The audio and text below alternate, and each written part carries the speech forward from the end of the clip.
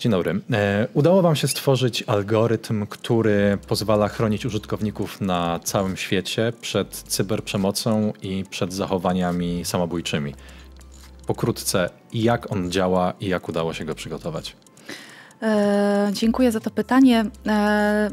Nasze modele i technologia, którą wytworzyliśmy, to jest efekt wieloletniej pracy i współpracy ekspertów z różnych dziedzin, właśnie od sztucznej inteligencji po lingwistykę, po zespół związany z naukami społecznymi, w tym psychologów.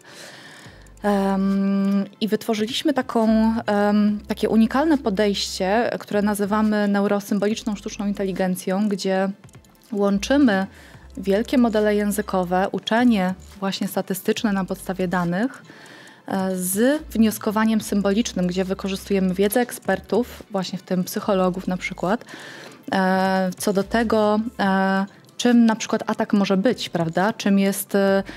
Czym są zachowania samobójcze, jak mogą się przejawiać, że to mogą być myśli, to mogą być deklaracje, to mogą być opisy planów i metod.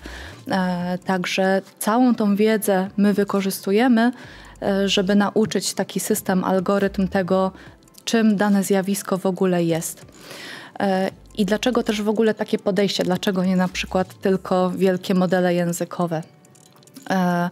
Po pierwsze, żeby osiągnąć wyższą precyzję w wykrywaniu danych zjawisk, żeby taki system mógł działać automatycznie. Po drugie, konfigurowalność. Działamy w różnych społecznościach, w różnych kontekstach, gdzie te regulaminy, prawda, na temat tego też, co jest dozwolone, a co nie, są różne. Inaczej podchodzimy do problemu w społeczności dla dzieci, w grach dla dzieci na przykład, a inaczej w miejscach, gdzie dyskutują dorośli. Także wysoka precyzja, konfigurowalność to są takie kluczowe elementy, które są wyznacznikiem tej metodologii, którą podjęliśmy na przestrzeni lat budowania gdzieś tam własnej takiej opatentowanej technologii celem wykrycia tych zjawisk i zapobiegnięcia im. Tyle w kwestiach technicznych. Jak ja, jako użytkownik Discorda, Reddita, mogę zapoznać się z tym, co udało Wam się stworzyć? Co ja widzę jako użytkownik? Okej, to w zależności od problemu, na przykład cyberprzemoc. Wyobraźmy sobie, że jesteśmy świadkiem ataku na tle personalnym czy jakimkolwiek innym. Na forum internetowym. Na forum internetowym, dokładnie. My z jednej strony możemy zablokować ten komunikat, zanim on dotrze do odbiorcy, jeżeli jest taka potrzeba, jeżeli zjawisko rzeczywiście jest poważne, w związku z czym ja jako użytkownik nawet nie doświadczę tego zjawiska, ale oczywiście istnieje cała masa takich komunikatów, być może których nie chcemy usuwać, prawda? No bo gdzieś tam dbamy o tę wolność słowa, o to, żeby ludzie mogli się wyrażać, ale chcemy pozytywnie wpływać na tą komunikację i edukować ludzi. Więc w takim wypadku my możemy wykryć komunikat, no i wysłać interwencję. Interwencję, która właśnie na przykład będzie odwoływała się do norm, do empatii, która z jednej strony będzie edukowała tego, kto atakuje, a z drugiej może też wspierać tego, kto jest atakowany.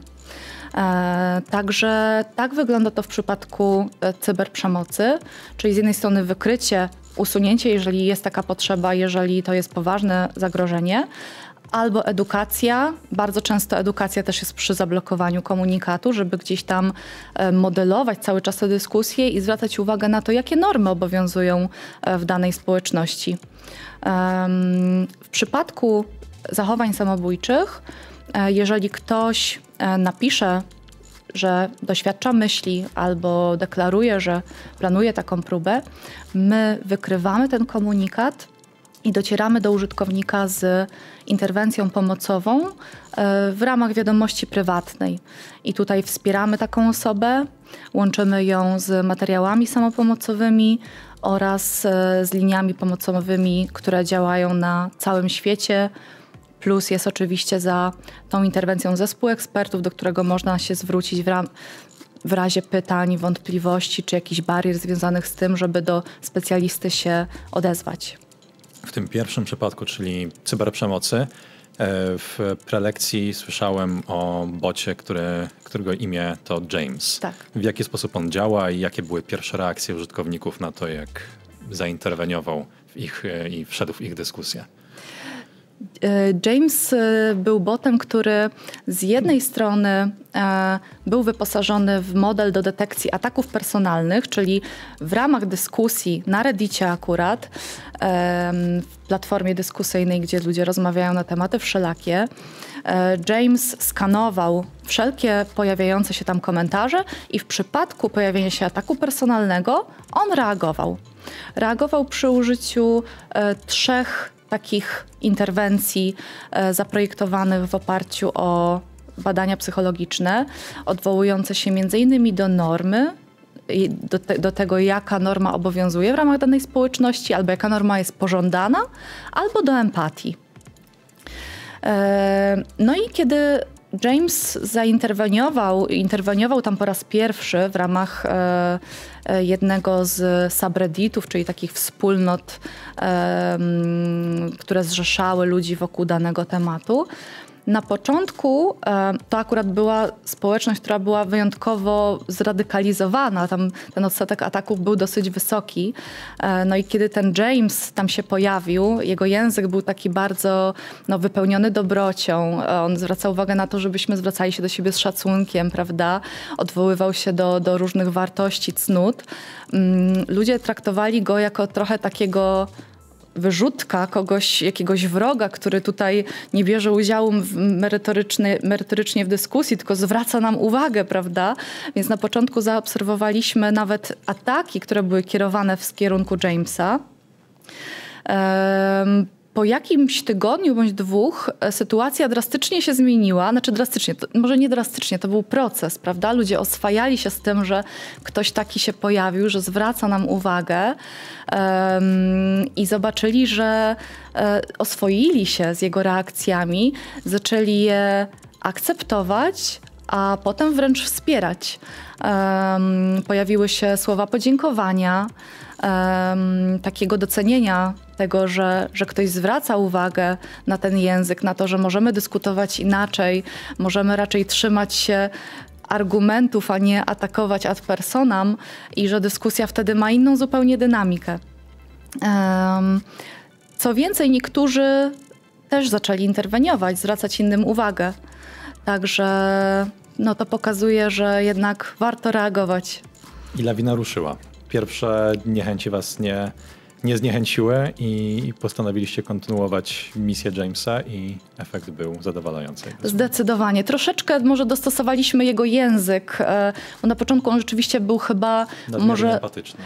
Być może tak. Gdzieś tam końcowe takie zwroty też czasami dodawaliśmy, takie zakończenia jego wypowiedzi w stylu may you be well, may you be happy, prawda? Bądź zdrów, bądź miej się dobrze.